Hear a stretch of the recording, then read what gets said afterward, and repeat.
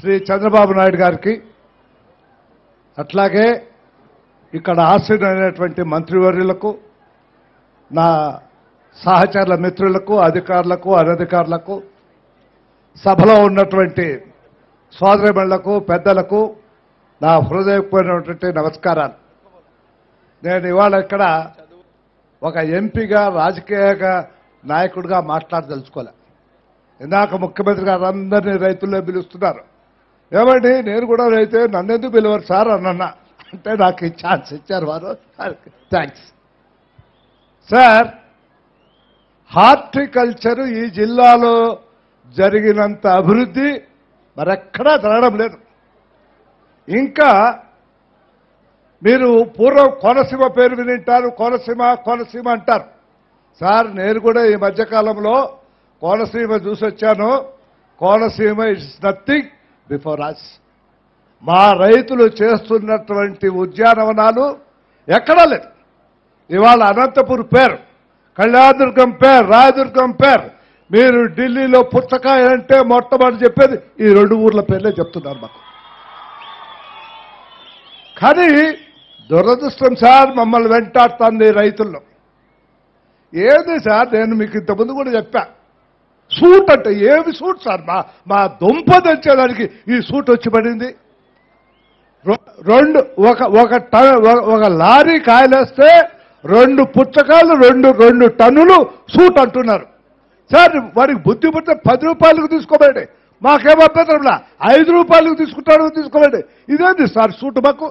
ఇప్పుడు కొంత కడపలోనే last time మీకు విజ్ఞప్తి చేసిన తర్వాత పులివెందుల ఏరియాలో కొంత కదలిక వచ్చేది, కానీ మా జిల్లాలో రాలేదు సార్ కదలిక.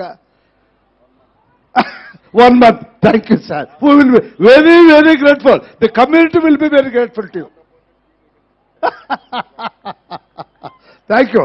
ఇది నిజంగా ఒక పెనుబతం సార్. 1,00,000 రూపాయలతో మేము బత్తాయికాయలు అమ్మినాం. వాడు 2 టన్నులు 3 టన్నులు ముందు సూట్ అంటే మా గతి ఏమి? గంగలో పడాలో చెప్పండి. గంగ కూడా లేదు మాకు, చస్తామనుకుంటే. అదే పరిస్థితి. కాబట్టి ఈ మహమ్మారిని మీరు ఏమైనా సరే, ఎలాగైనా సరే మీరు ఎస్పీలకు, పోలీసులకు చెప్పండి సార్. దీనికి కేసు గీసు కాదు, ఆ రకంగా సూట్ అన్న వారిని బట్టలు ఇప్పేసి బట్టలు 2 మార్లు కొట్టండి సార్. ఏమీ ఉండదు. ఎందుకు సార్ ఈ పోలీసులకు ఏమి రెవెన్యూ వాళ్ళు కాగితాలు పెట్టుకొని రాసి రాసి చచ్చినట్టుగా వీళ్ళు అదే పని పడుతున్నారు. పోలీసు వాళ్ళు పోలీస్ పని చేయడంలా, రెవెన్యూ పని చేస్తారు. రైట్, ఇది చేయాలి. రెండవది, కష్టపడి పండిస్తున్నా సార్. నేను ఇవాళ రేణగాయలు పండిస్తున్నా. నాకు 1,00,000 రూపాయలు వస్తుంది అక్కడ. నాకే కాదు, మా తాడిపత్రి ఏరియాలో ప్రతి ఒక్కడికి కూడా 1,00,000 రూపాయలు వస్తుంది. ఏం కావాలా? ఎందుకు అరుస్తున్నారు? సార్ ఈ ప్రాంతాల్లో దానిమ్మ పండిస్తున్నారు. టన్ను 1,00,000 రూపాయల పైన పలికినటువంటిది ఇవాళ 5,000 రూపాయలు పోతుంది సార్. మా గతి ఏందో చెప్పండి మీరు. మామిడి everything is like that only sir. నేను అల్లనేరేడుకాయలు పండిస్తున్నా. అల్లనేరేడుకాయలు డయాబెటిక్, దానికి దీనికి చాలా బాగా పనిచేస్తుందని అందరూ చెప్తా అంటే నేను కూడా వేశా. 300 రూపాయలు పోయిన సంవత్సరం అమ్మినా.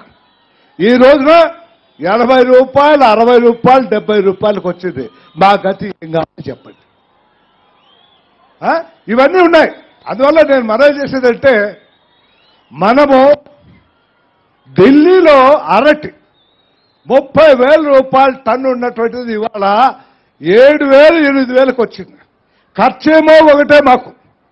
30,000 రూపాయలు వచ్చినప్పుడు ఖర్చు అయితే ఉంది, 7,000-8,000 రూపాయలు వచ్చిన రోజులో అదే ఖర్చు ఉంది. కానీ మేము దళారుల చేతుల్లో, మరొకరి చేతుల్లో, మరొకరి చేతుల్లో నలిగిపోతున్నాం. మాకు మీరు ఆ రిలీఫ్ ఇవ్వండి. మీరు మొట్టమొదటి ఒక రిలీఫ్ ఇస్తున్నారు. మాకు మీ పైన ఒక నమ్మకం ఉంది, ఒక ఆశ ఉంది సార్. మా చిన్నప్పుడు విన్నాం, పోలవరం అనేది ఉంటుందనేటువంటి మాట విన్నాం.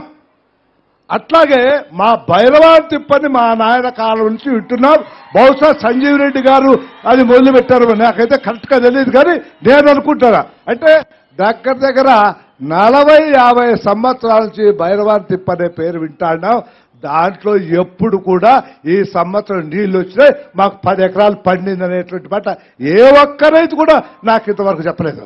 దాన్ని మీరేదో టేకప్ చేస్తున్నారు. నాకు నిజంగా we are very grateful to you sir. ఈ రైతాంగం అంతా కూడా సార్ మీరు ఏం చేస్తారు, ఏం అమరావతి గిమరావతి మీరు చాలా మాటలు చెప్తారు. మాకు అమరావతితో పనిలేదు, మీరు పోలవరం పూర్తి చేయండి.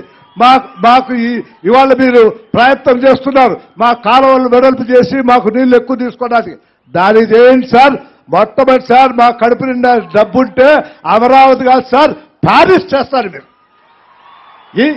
ఈ దేశంలో ఇక్కడ ఉన్నటువంటిదంతా మొట్టమొదట రైతాంగం, రైతు పైన ఆధారపడినటువంటిది రాష్ట్రం.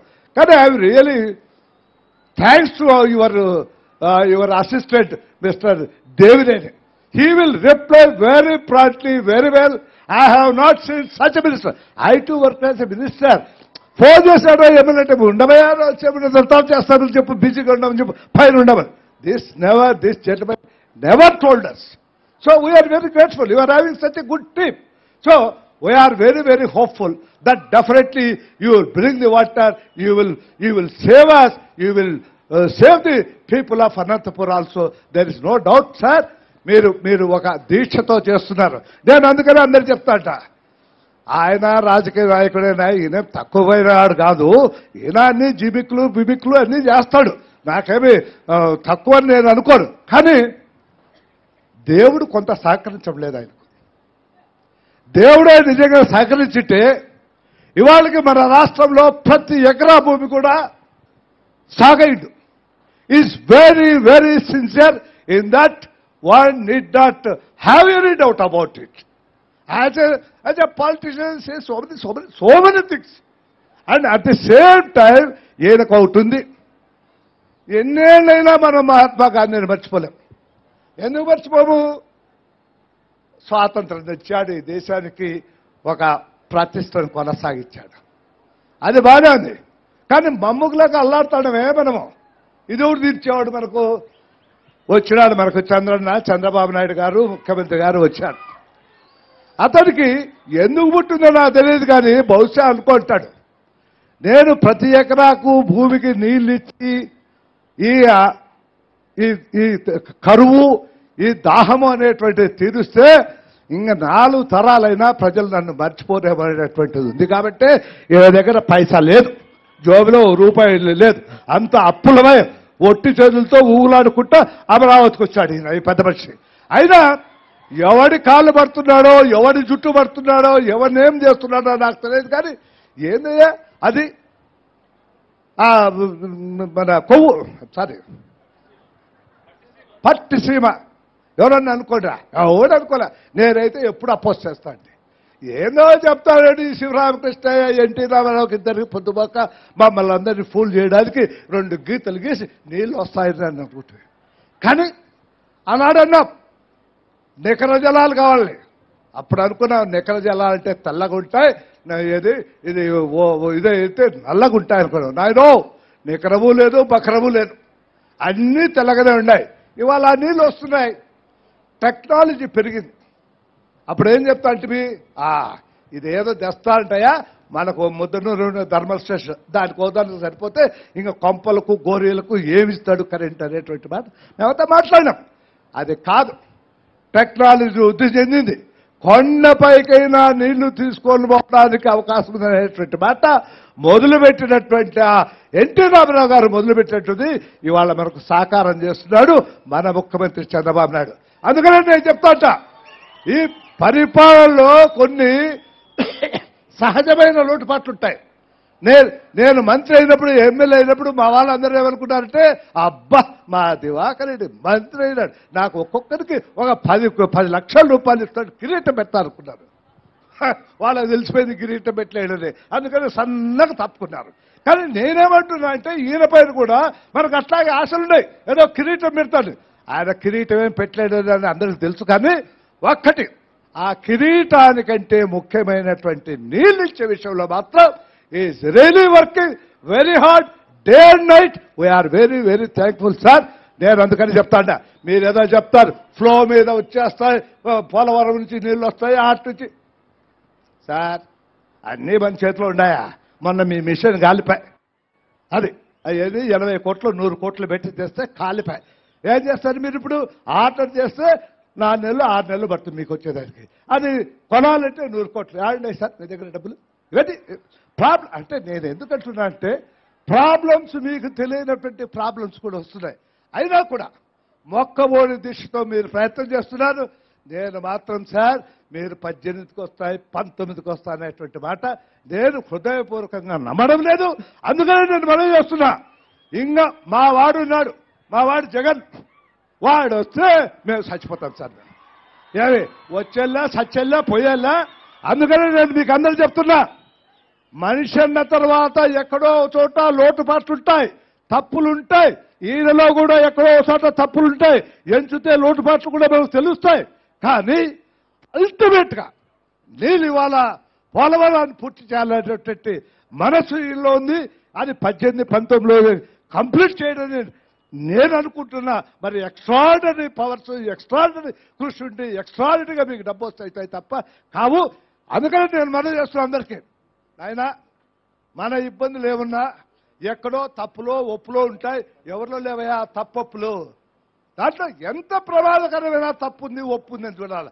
అల్టిమేట్ గా మనకేం జరుగుతున్నటువంటి మాట చూడాలి. అల్టిమేట్ గా చంద్రబాబు నాయుడు 19వ సంవత్సరంలో కూడా ముఖ్యమంత్రి అయితే తప్ప నాయనో అల్లాడి చచ్చిపోతావు, ఆకులు లేకుండా, ఆకులు తినలేకుండా అల్లాడి చచ్చిపోతావు. కాబట్టి ఏది ఏమైనా సరే మీ లోకల్ ఎమ్మెల్యేల సంగతి చాలా ఉంటుంది. వాళ్ళని కూడా పట్టించుకోదండి దయచేసి. చూడండి ముఖ్యమంత్రి, అతని కార్యదీక్షను చూడండి, అతని పట్టుదలను చూడండి, అతని శక్తి సామర్థ్యాలు చూసి ఆయనకు ఓటేసి, అంటే ఎమ్మెల్యేలకు ఓటేస్తే ఆయనకు ఓటేసిట్టే మనం వేసి గెలిపించవలసిందిగా మరొక మారు హృదయపూర్వకంగా సౌన్యంగా మనవి చేసుకుంటూ సెలవు తీసుకుంటున్నా. నమస్కారాలు. జై తెలుగుదేశం, జై చంద్రబాబు నాయుడు గారు. Thank you.